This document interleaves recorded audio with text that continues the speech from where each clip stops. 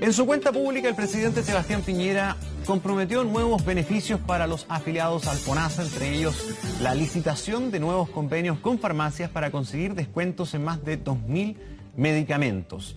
Queremos profundizar en este y otros anuncios en materia de salud junto al doctor Cristóbal Cuadrado. Él es secretario técnico del Departamento de Políticas de Salud y Estudios del Colegio Médico. ¿Cómo está, doctor? Bienvenido. Muy bien, buenos días, Gonzalo. Bueno, en primer lugar, en términos generales, ¿qué le parecieron los anuncios y el balance también que ha hecho el gobierno, el presidente en su cuenta pública, donde habló de una cirugía mayor a la salud en Chile? Bueno, la verdad es que durante lo que va de este año de gobierno del presidente Piñera, salud, yo diría, ha estado relegado a un lugar secundario. No han habido avances significativos en relación a la agenda en salud. Si bien muy recientemente han entrado al Parlamento un par de proyectos de ley que buscan generar ciertas reformas, hasta ahora yo diría que no es un espacio para decir que hay un balance tremendamente positivo. Sí, hacen un balance positivo en algunas cosas que sí señalan haber cumplido, como por ejemplo las metas en torno a los tiempos máximos de espera. Por ejemplo, se llegó al 90% de los 81.410 pacientes que también se disminuyeron en términos generales los días de espera en un 31%. Otro de los avances que destacan es la implementación del portal Hospital Digital, tomar horas a través de Internet. Son algunas de las cosas en que sí se ha avanzado. Sí, yo te diría que por un lado está el Hospital Digital, que algo está recién comenzando en su implementación. De hecho, hace algunos días salió en prensa algunas críticas, digamos, a la baja cobertura que todavía tiene, y la explicación que se daban desde el Ministerio es que esto todavía está puesta en marcha y que recién el próximo año tendríamos, digamos, full operativo. En términos de la reducción de lista de espera, los números que se entregaron a grosso modo son muy interesantes, pero si bien hay que recordar que todos los gobiernos hacen anuncios del primer y segundo año de gobierno que han reducido de manera espectacular listas de espera y que al poco tiempo empiezan a haber cuestionamientos de la manera en que se reducen. Entonces, yo diría que hay que tener cierta mesura en términos de tener demasiada alegría con respecto a eso.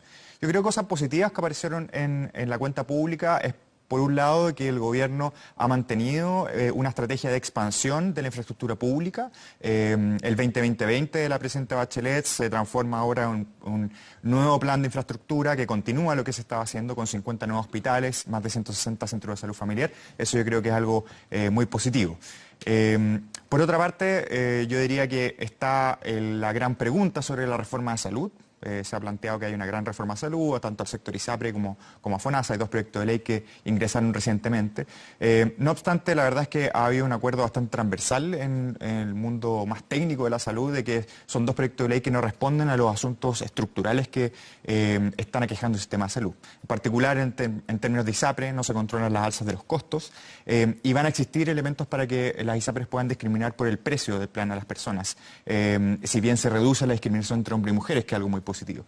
Entonces, por un lado, uno dice, bueno, si es que estamos haciendo un esfuerzo de avanzar en una reforma, ¿por qué no solucionamos los grandes problemas del sector ISAPRE? Y por otro lado, el sector de FONASA...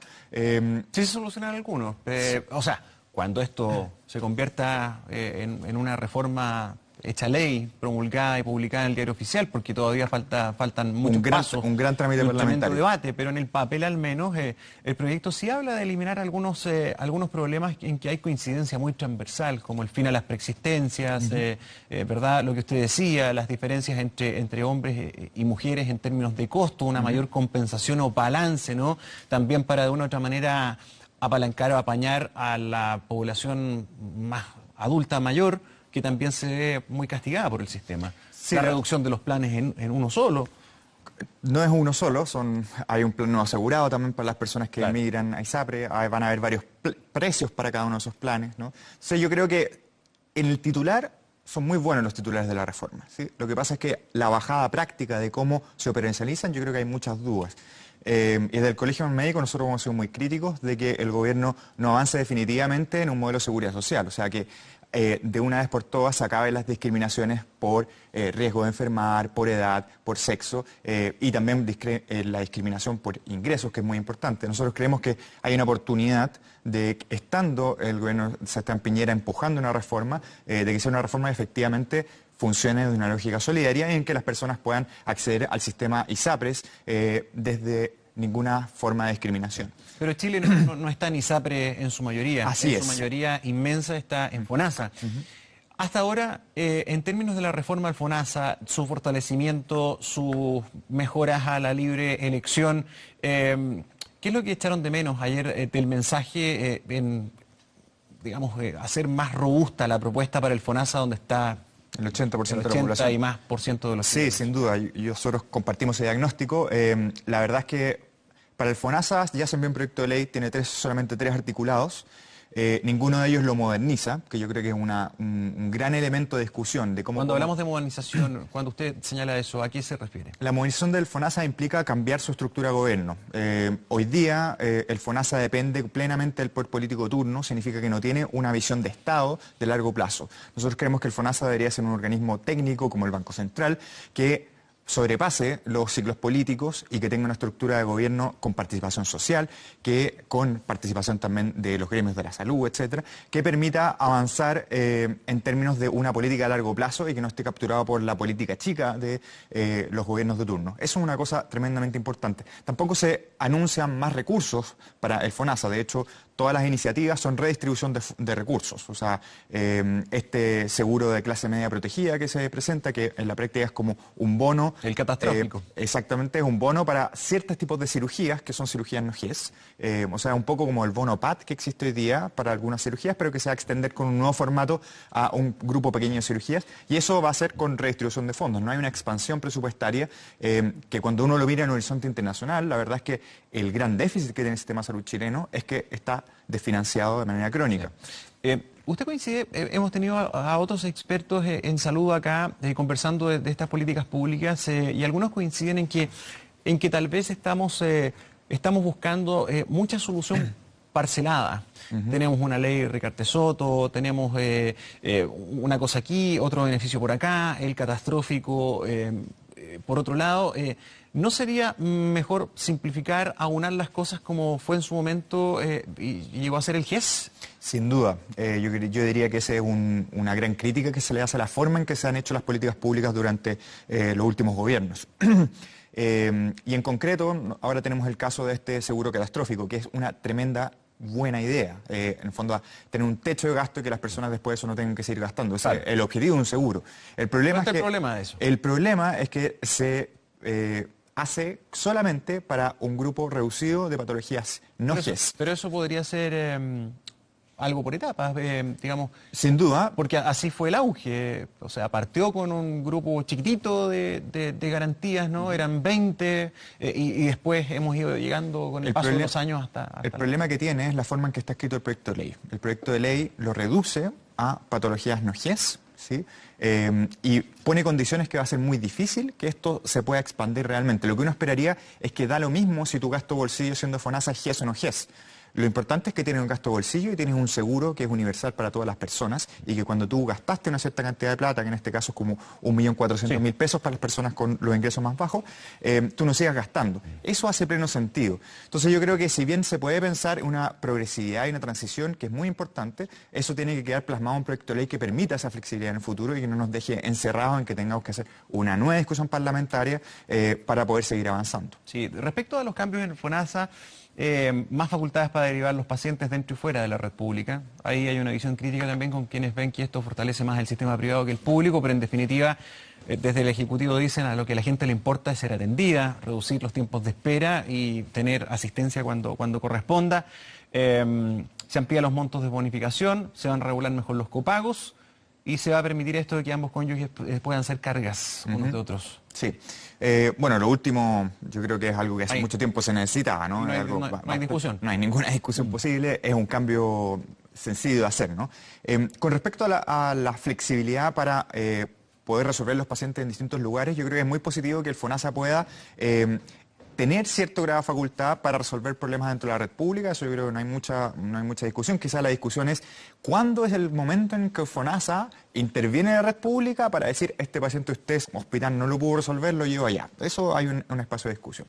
Con respecto a la red privada, yo te diría la gran discusión es cuáles son las condiciones con las cuales se les va a pagar a la red privada. Porque yo te diría la discusión final es que si es que nosotros estamos pagando precios mucho más altos a las clínicas privadas para resolver los casos que lo que le pagamos a los hospitales, lo que generamos es un círculo vicioso en el cual seguimos desfinanciando la red pública y fortalecemos la red privada y eso en el largo plazo es muy ineficiente, incrementa los costos y de alguna manera lleva a la bancarrota de nuestra red pública, que es algo que ha sido un problema gradual durante los últimos años debido a las políticas de transferir cada vez más recursos al sector privado. Bueno, queda mucho camino por recorrer con respecto a estas reformas. O sea, pensemos que la que estamos hablando, que es la del FONASA, ingresó a la Cámara de Diputados el 24 de abril recién.